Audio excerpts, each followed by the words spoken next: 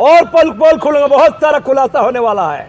मैंने साफ कह दिया है कि आदिवासी समुदाय को दुनिया का डॉक्टर इलाज करता है ना, दो काम करता है, एक प्रिस्क्रिप्शन दवा लिखता है और दूसरा देता है फल्ला फल्ला चीज़ नहीं खाने का। तो आदिवासी समुदाय को बाहर से भी संघर्ष करना है और अंदर से भी जो खरपतवार बोल रहे हैं ऐसे लोगों को के खिलाफ संघर्ष करना है। अगर आदिवासी समुदाय इस पर संघर्ष नहीं करेगा, नहीं टिकेगा।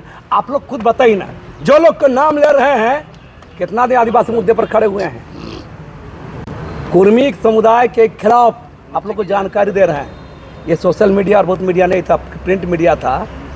2004 से हम लड़ रहे हैं। 2004 से जब पहली बार राज्य बनने के बाद शुरू हुआ था, 2017-18 से भी शुरू किए हैं। 2022 का भी कार्यक्रम हम लोग किए थे, याद है, मोराबादी मैदान पे धरना दिए थे, उस वक्त विभिन्न जिलों में सभा कराए थे।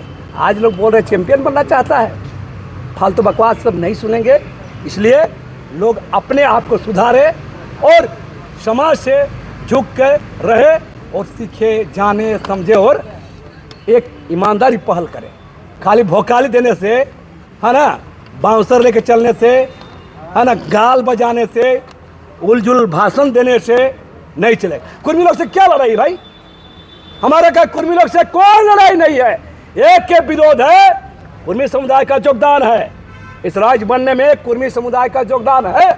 आदिवासियों के साथ कुर्मी भी है और समुदाय के लोग हैं, मुसलमान भी है, कोई भी है, बहुत सारे समुदाय झारखंड का योगदान है। आप गौर कीजिए, किसी समुदाय के खिलाफ, पूरे समुदाय के खिलाफ आप बोल रहे हैं, क्यों बोलिएगा भाई? क्या बात है?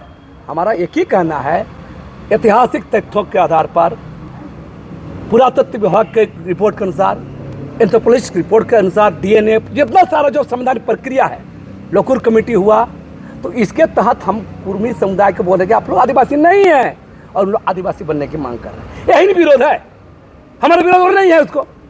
हमको डर है, हमको डर है कि हमारे अधिकारों पर ये लोग डाका डालेंगे। और वो कौन लोग कर रहे हैं? कुर्मी समुदाय के अंदर उभरा एक एलिट क्लास तबका, नौधनाइट तबका जो सामने खड़ा हुआ है, ये तबका कुर्मी समुदाय को ठग के बहला फुसला के खड़ा कर दिया है। उन लोग दो गेम कर रहा है, एक तो उसका वोट बैंक बन रहा है आईसूक जेल कम्युनिस्ट पार्टियों को, और दूसरा अगर एसटी बन जाएगा गलती से उसका भी फायदा मिलेगा। तो मूल बात यह है, इसमें हमारा विरोध कुर्मी समुदाय के खिलाफ एसटी बनने की मांग पर है, बाकी समुदाय पर नहीं। हुंकार महारैली के बाद आदिवासी बचाओ मोर्चा के जितने भी नेतृत्व करता है उन पर राजनीति करने का आरोप लगाया जाए। आज आदिवासी बचाओ मोर्चा को राजनीतिक दल घोषित किया जा रहा है, क्या कहेंगे? तमाम आरोप लगाए जा रहे हैं। तो आज सभी पत्रकार बंधुओं को बहुत बहुत धन्यवाद। सबसे पहले तो आज को हम बधाई देते हैं, आप लोग को भी बधाई देते हैं। अब हम दिल्ली कूच करेंगे, महामहिम राष्ट्रपति से मिलेंगे और महारजिस्ट्रार जनरल ऑफ इंडिया से मिलेंगे और केंद्र के कल्याण मंत्री से मिलेंगे कि कुर्मी समाज को अनुसूचित जाति से शामिल करने का जो षड्यंत्र किया जा रहा है, इसको लेकर के हम लोग मिलेंगे। रही बात रैली की बात, देखिए, निशा भगत भी हम लोग की जमात की है, जात की है, बहन है, लेकिन भाई शराब बहुत महंगी हो गई है, समझे ना?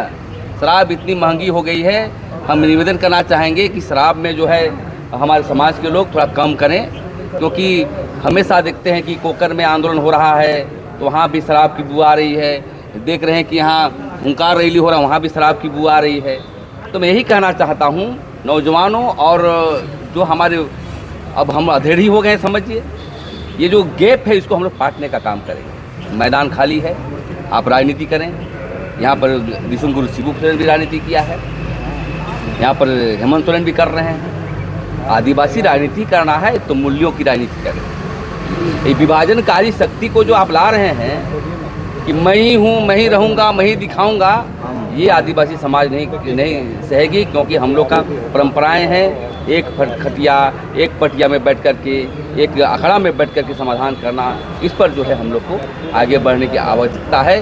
और जिस प्रकार से इन्होंने कहा, अब सबूत से बात करेंगे हम लोग। जमीन दलाल बोलोगे तो साबित करना होगा, नहीं तो घर चढ़ेंगे। और ये देखिए चर्च में कैसे पैसा लिया है ये लोग बनाने के लिए, पूरा लिखा हुआ फूलचंद की लेन देन किया पैसे। मेरा रिपोर्ट विशेष शाखा का रिपोर्ट है। आप सही में पत्रकारिता करते हैं तो इसको दिखाइए लोगों को। कि चर्च के लोग वहाँ कौन था, क्योंकि इन्होंने भाषण दिया है निकलते समय में। क्या दिया है? ये चर्च का प्रायोजित जो है रैली है, सब चर्च के लोग आए हुए हैं। एक तरफ आप घूस लोगे, उसके बाद हम ही को बोलोगे चर्च का एजेंट। और बहुत ज़मीन की जो है यहाँ पर वायलेशन हो रहा है। नगरीय आंदोलन में मामले पर हम लोग पैसा लेने की बात आए, साबित करना होगा, हम भी उसको भी CID को लिखेंगे, ओकर के मसले पर जो उस पर भी लिखेंगे। और हम यही कहना चाहते हैं कि आदिवासी समाज जो रैलियाँ कर रही है, और देखिए बहुत सारा आंदोलन देखे होंगे, आप पढ़े लिखे पत्रकार हैं तो पढ़िए। जब आप अफ्रीकन लिबरेशन पढ़िएगा तो उसमें ऐसे ही होता था, पहले अपने अपने लड़ते थे, पहले कुछ लेता था, फिर आगे अंग्रेज से लड़ते थे। यहाँ परिस्थिति आदिवासी है ना, हम लोग की अफ्रीकन है, हम लोग समझिए। तो ये सब नेचर चलता रहता है, लेकिन हम लोग सुधारवादी की ओर चल रहे हैं कि आप स्वयं ढंग से लड़िए, मैदान खाली है, और आदिवासियों को आगे बढ़ाइए। अब तो इतना ही मेरे को कहना था आपके सवाल पूछा था, हाँ, ये राजनीति को लेकर के आपने जवाब नहीं दिया। वहाँ मंच से भी एक कहीं ना पहुंचाने का काम किया, पूरे विश्व के कोने कोने तक पहुंचाने का काम किया कि आज आदिवासी समाज के घर पे कोई घुसना चाह रहा है, जो कुर्मी जाति का अनुचित मांग के विरोध में आज आदिवासी समाज ने साबित किया है।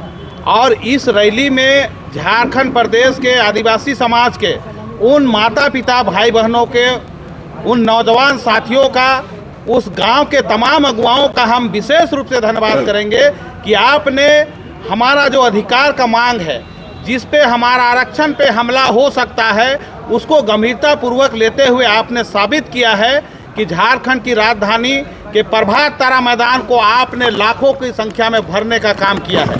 तो मैं विशेष रूप से धन्यवाद करना चाहूँगा। और आज आदिवासी बचाओ मोर्चा का मैं धन्यवाद करूँगा कि आपने जन मुद्दे को उठाने का काम किया है।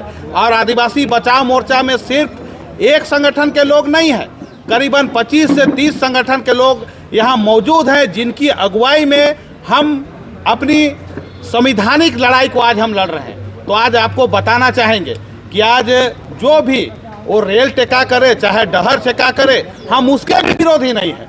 आप इसी राज्य के हैं, लेकिन जो हमारा जो संवैधानिक अधिकार है, हमें जो अनुसूचित जनजाति का दर्जा शुरू से प्राप्त है, जो आज ये बात मैं नहीं बोलता हूँ, ये सुप्रीम कोर्ट ने भी कहा है कि इस देश का पहला नागरिक, इस देश का मूल निवासी आदिवासी है, आप इस पे हमला नहीं कर सकते, इसकी कटाक्ष नहीं कर सकते हैं। क्योंकि आज के समय में जो राजनीतिक जो हो रहा है, तो आज आदिवासी समाज महसूस कर रहा है कि राजनीति में कुछ भी चीज़ असंभव नहीं है।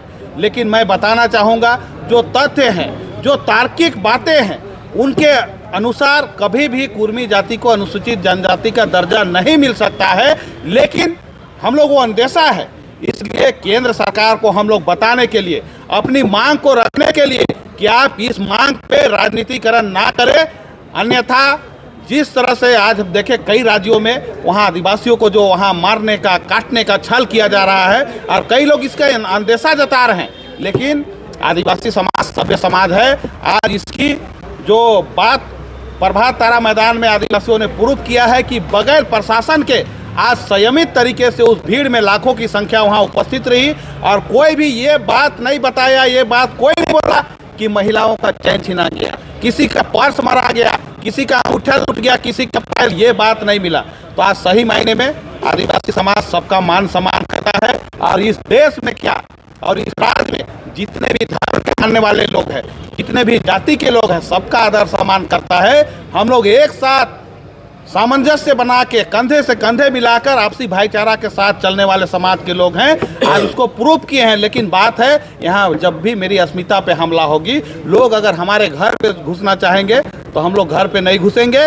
और आदिवासी बचाओ मोर्चा ये तय किया है कि अगर झारखंड से नहीं बना बात, तो केंद्र तक हम लोग दिल्ली में भी धरना देना होगा तो दिल्ली में धरना देंगे। महामहिम राष्ट्रपति महोदय को हम लोग अवगत कराएंगे कि इस तरह से कुर्मी जाति के लोग हमारे घर में घुस के हमारा आरक्षण छीनना चाहते हैं, हमारे बाल बच्चों का भविष्य को बिगाड़ना चाहते हैं, तो ये हम होने नहीं देंगे। इसको आप गंभीरतापूर्वक लेके पूरे देश के आदिवासियों का अस्मिता को बचाने की काम करें। दादा, एक सवाल रहेगा। अभी प्रेम साहिब जी ने कहा कि वो लोग राजनीति, आप लोग क्यों नहीं बोलते हैं कि कुर्मी समाज